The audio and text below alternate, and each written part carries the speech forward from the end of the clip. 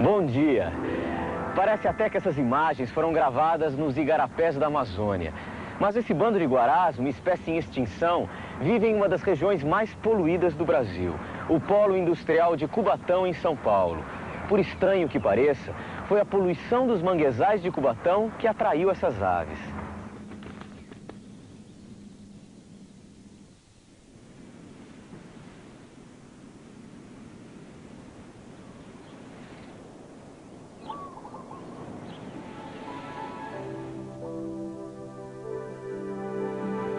No passado, eram 140 quilômetros quadrados de mata e manguezais. Uma imensa reserva natural entre a Serra do Mar e o litoral da Baixada Santista.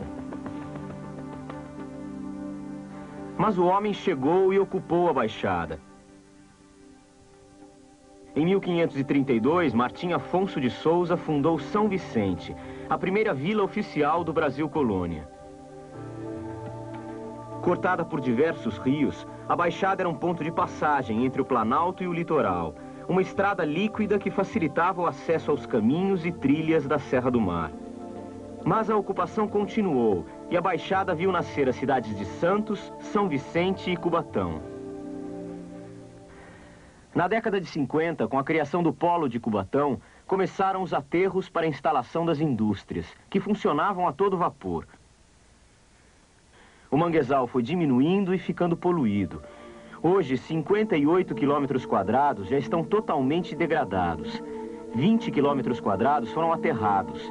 Do que sobrou, cerca de 80 quilômetros quadrados, mais da metade da área, ainda estão em boas condições.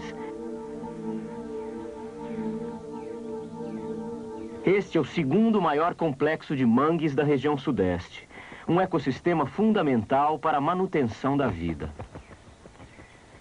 Os manguezais se formam em regiões costeiras, onde ocorre o fenômeno das marés, e a água doce dos rios se mistura com a água salgada do mar. Aqui convivem centenas de espécies. Nestas regiões, o ambiente é um criadouro natural, berçário de novas formas de vida. Quando a maré fica baixa, a luz do sol bate na lama, favorecendo o crescimento das algas, que são comidas pelos moluscos, vermes e crustáceos, base da alimentação das aves e peixes.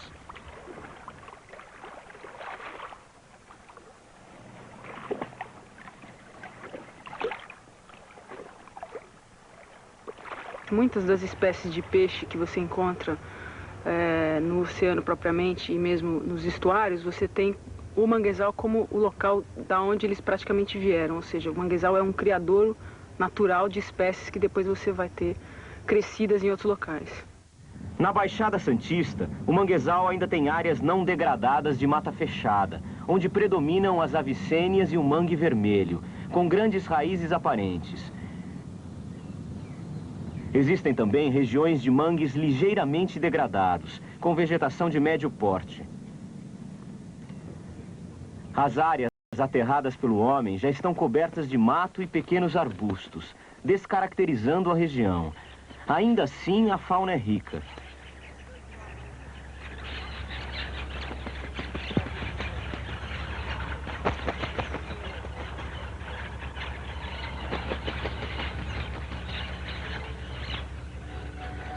Mas o local onde a vida se mostra mais intensa é nos bancos de lodo. O maior deles fica ao lado de Cubatão. Há 40 anos ele tinha apenas 400 metros quadrados. Hoje ele é 5 vezes maior, com 2 quilômetros quadrados. O banco de lodo cresceu por causa da destruição da Serra do Mar e da dragagem do mangue para a abertura de um canal de 20 metros de profundidade. O canal serve para escoar a produção das duas maiores indústrias da região.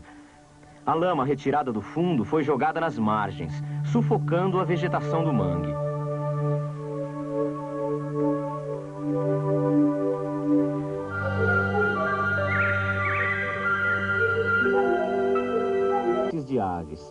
São exemplares que dependem do meio ambiente aquático para viver, e outras que são atraídas pelo alimento fácil. Peixes, caranguejos e crustáceos não faltam. Dá muito peixe. Tem paulista aí de pegar 80, 90 quilos num dia. Dá muito peixe. Tem japonês que vive disso aqui, desce 2 vezes na semana para vender o robalo. Bem, o barco dele é tudo aparelhado, né? Tem barco até que tem radar assim que acusa o cardume do robalo.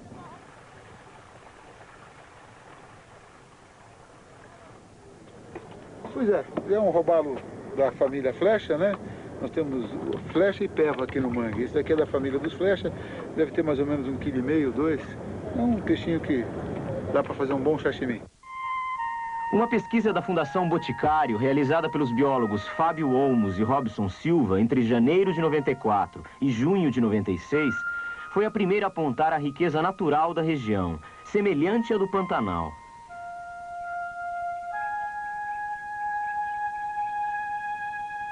Tanto eu quanto o Robson somos aqui da região, né? Isso aqui é o nosso quintal. E 2 biólogos explorando o quintal acabaram descobrindo que a área é extremamente interessante, né? E tivemos a ideia de primeiro ver o que tinha, né? E depois surgiram questões mais assim, mais a nível de detalhe, como que essas populações se comportam, quem reproduz na área, quem não reproduz, a dieta de algumas espécies está sendo estudada.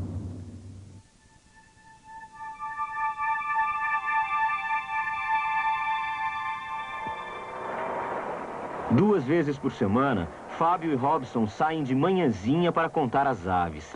Eles já conhecem a rotina de vida delas. Na hora de fazer o censo, nós procuramos vir sempre na maré baixa, porque a grande maioria das espécies vai estar utilizando os bancos de lodo que ficam expostos como áreas de alimentação. Então as aves se expõem mais e isso facilita muito para que a gente faça o censo, né? Aí mesmo aves que não vão se alimentar diretamente no banco de lodo, como por exemplo os 30 réis e os talhamar, eles se reúnem nos bancos de lodo para descansar. Então fica mais fácil de observar. Isso ocorre a cada oscilação de maré. Fábio e Robson já descobriram muitas espécies raras como a águia pescadora, uma ave de rapina que se reproduz na América do Norte. Durante o inverno, elas migram para o sul pela fartura de alimentos, tainhas e paratis que vivem no manguezal. Os socós dorminhocos gostam muito de sair à noite. Durante o dia, eles se escondem entre os galhos das árvores do mangue. A principal companhia do socó são as garças azuis, uma das espécies mais comuns daqui. No manguezal também existem espécies de aves em extinção, como os guarás. Desde a década de 50, eles haviam desaparecido da região sul-sudeste. Aqui eles formam uma grande colônia. São mais de 500 exemplares, sendo que 120 são filhotes. Eles têm as penas escuras, que caem quando ficam adultos. Aí se transformam nas lindas aves que pintam o céu de vermelho. Fora essa colônia que existe em Cubatão, nós só vamos encontrar o guará entre a costa do Amapá e o Maranhão. Foi a presença dos guarás que despertou o interesse dos biólogos pelo manguezal. Mas à medida que Fábio e Robson foram estudando as aves, verificaram as tristes condições em que elas vivem. Daqui a pouco, o perigo da contaminação de peixes, moluscos e crustáceos, o replantio do manguezal e os esforços para diminuir a poluição em Cubatão. A gente volta num instante.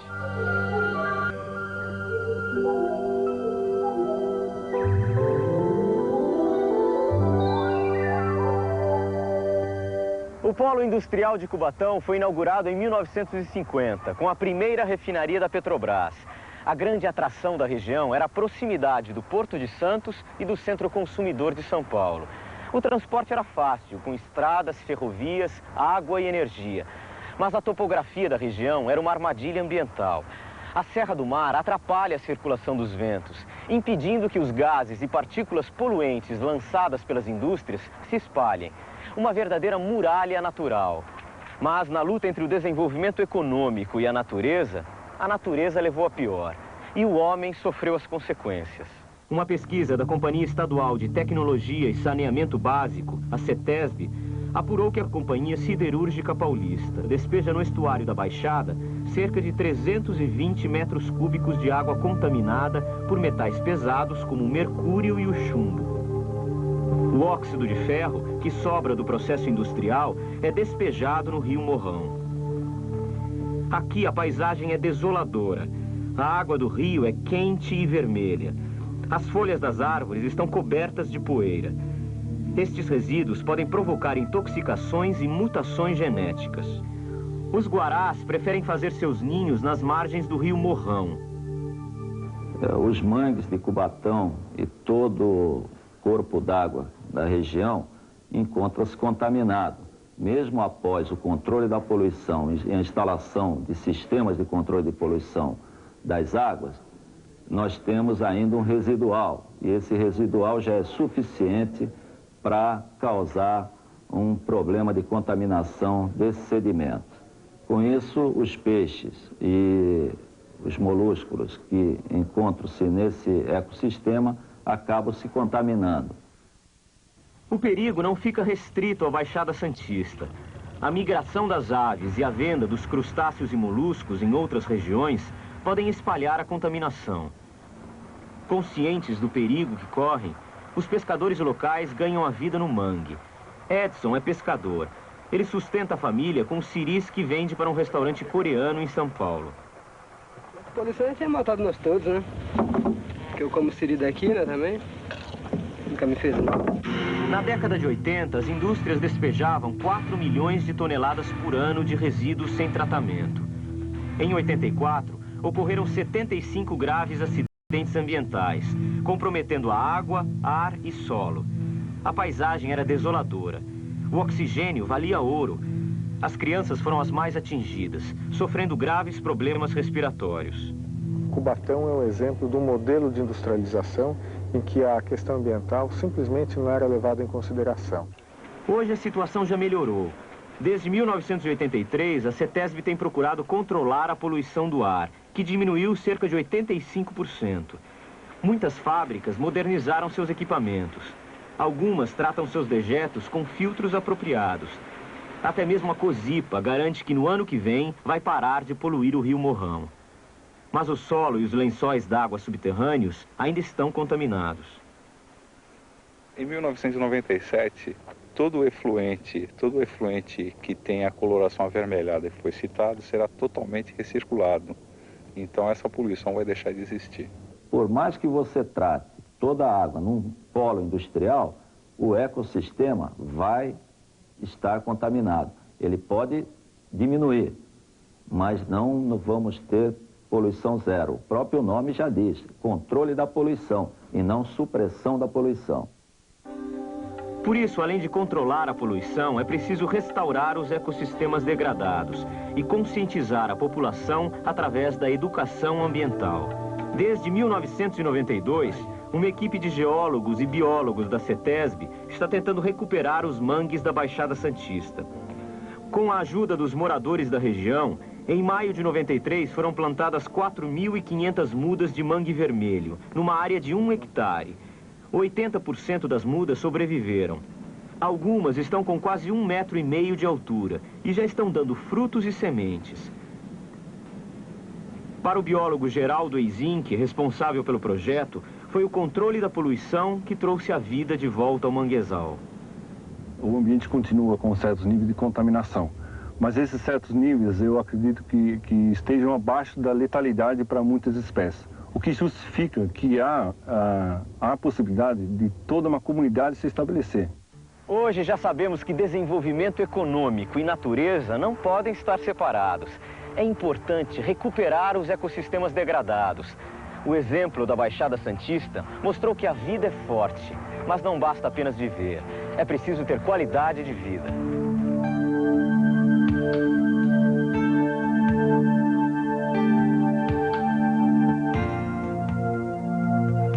O Globo Ecologia volta na semana que vem. Até lá!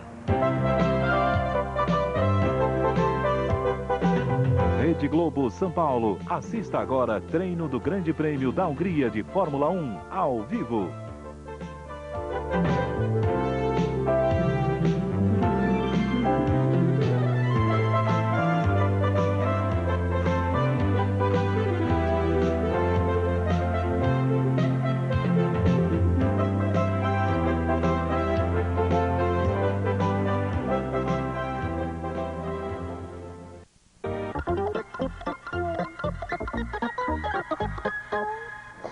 Qual a importância da arte na sociedade?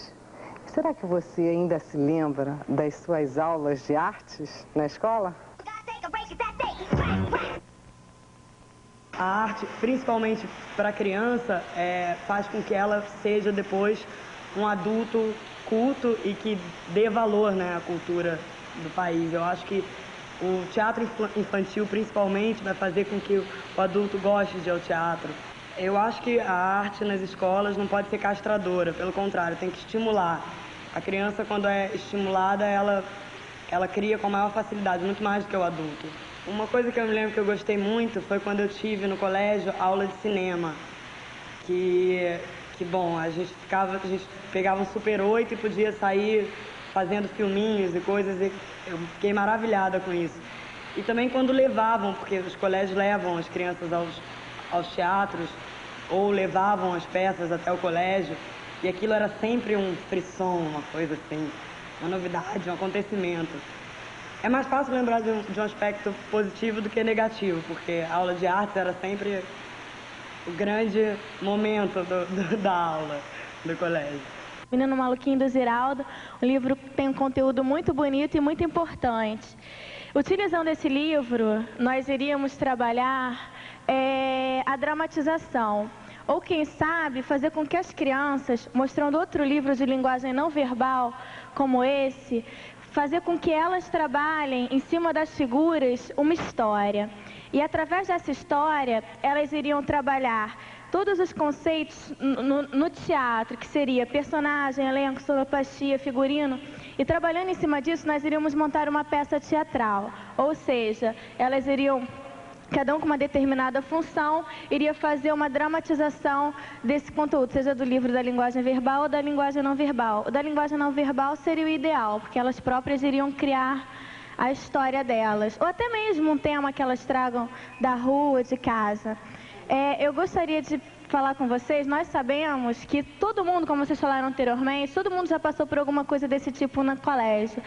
Eu queria saber de vocês, vocês já passaram por alguma experiência desse tipo? Vocês poderiam contar pra gente no colégio, quando vocês eram melhor, no papel de alunos, de criança? Tive a felicidade, né, a sorte de estudar numa escola durante toda a minha infância, em que o espaço para artes era super valorizado. Eu tenho certeza de quanto isso me ajudou, né? A gente tinha muito espaço para dramatização, para desenvolver a questão de construir espetáculos mesmo, de trabalhar com música, de trabalhar com artes plásticas e de usar essas linguagens de uma maneira integrada, né? E isso, sem dúvida nenhuma, foi uma coisa muito legal para mim.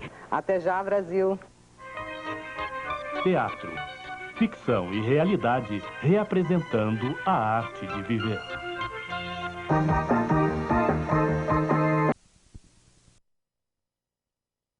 Tem mármore, tem vidro também. Quer dizer, são peças bem diferentes, né? Você vai ter que andar muito para encontrar igual. E o que ele resolveu fazer? Ele pegou o preço à vista, reduziu mais ainda e está fazendo uma grande promoção em tudo aqui nessas peças bem diferentes para você, preço à vista. E ainda tem brinde no final. Essa mesa, por exemplo, é uma mesa em mármore, medindo 1,60 por 90, acompanha 6 cadeiras tubulares de palhinha e tem opção em tecido também, se você quiser, no assento. Saindo R$ 730, tá?